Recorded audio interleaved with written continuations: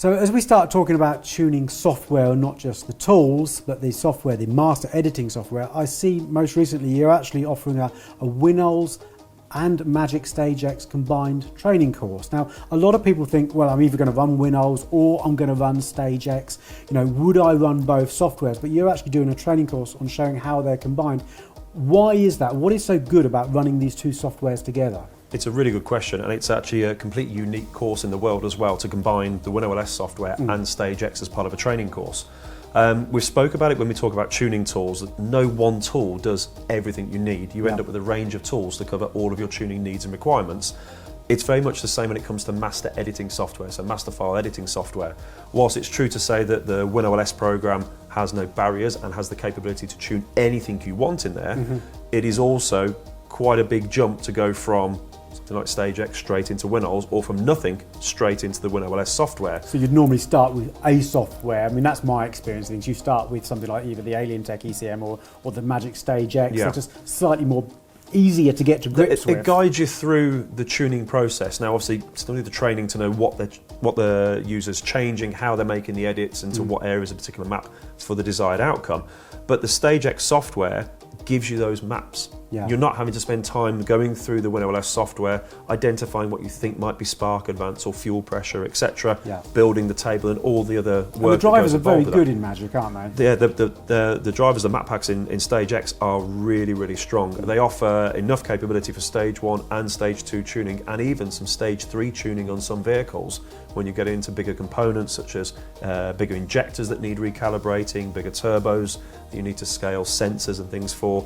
The map packs in Stage X are very advanced and very robust and cover most things that most tuners need for the typical customer. If that's the case, why do I need WinOLS? And if I do need WinOLS, how does it work with what I've already got in Stage X? Well, it's a really good question, and the two softwares are actually directly connected.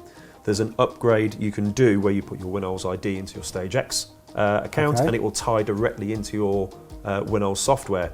You can actually, obviously for a fee, bring a map pack directly through from Stage X into your WinOLS program. Right. So you may have a file that you've been working on for a long time in WinOLS, you're struggling to find that one specific speed limiter or RPM limiter, you've spent a lot of money on a super map pack or a Damos and just can't find that one piece of data. You can bring that across directly through the program, or by simply looking at the data location in the Stage X and finding it inside of the WinOLS program.